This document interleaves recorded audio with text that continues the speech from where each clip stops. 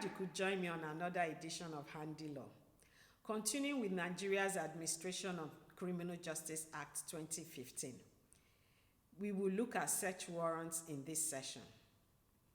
Where a police officer is conducting an investigation under this act, he may apply to a court or justice of the peace to issue a search warrant. Such court or justice of the peace must have jurisdiction within the area the search warrant is meant to be executed. A search warrant may be signed by a judge, a magistrate, or a justice of the peace, and it remains valid until executed or cancelled by the court that issued it. It may be directed at more than one law enforcement agent, and where it is directed to one or more, it may be executed by all or any one of them.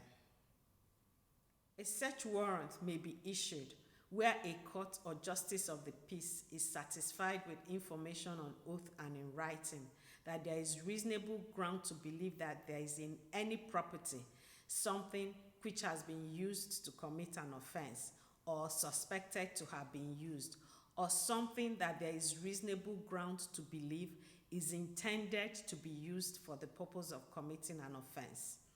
The court may order that such property be searched and any item found to that effect be seized. The court may also order that the occupant of the property be arrested. Where the occupant of a property has been arrested and brought to court and is not found to have committed any crime, he must be released immediately. Where a building or property to be searched is closed or locked, a person residing in or in charge of the building or property must, at the request of a police officer, grant him unhindered access to enter and conduct his search. Where access cannot be obtained, the police officer is authorized to break a door or window to gain access into the building or property.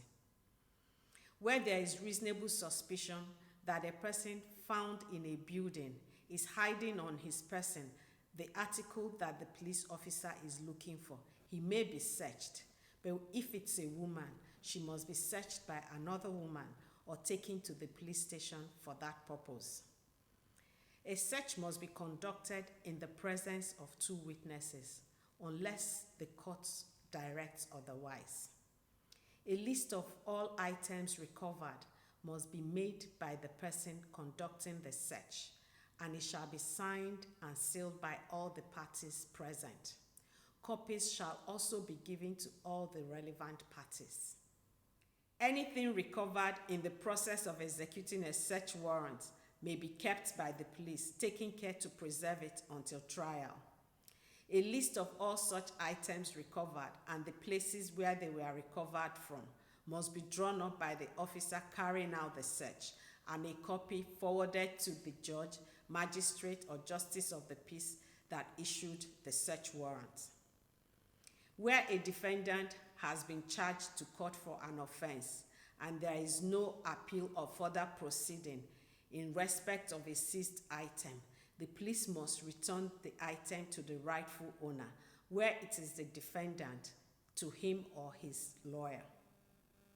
Where the police deem it appropriate to dispose of seized items or are directed by the court to do so, the proceeds must be released to the person entitled to it. Part of the proceeds may be applied to costs or compensation directed by the court to be paid by the defendant, where the item disposed of belonged to the defendant. Where seized items are perishable goods, arms, ammunition, explosives, noxious in nature, and so forth, they may be disposed of as directed by the court. Hope you found this session helpful. Please like, subscribe, and share.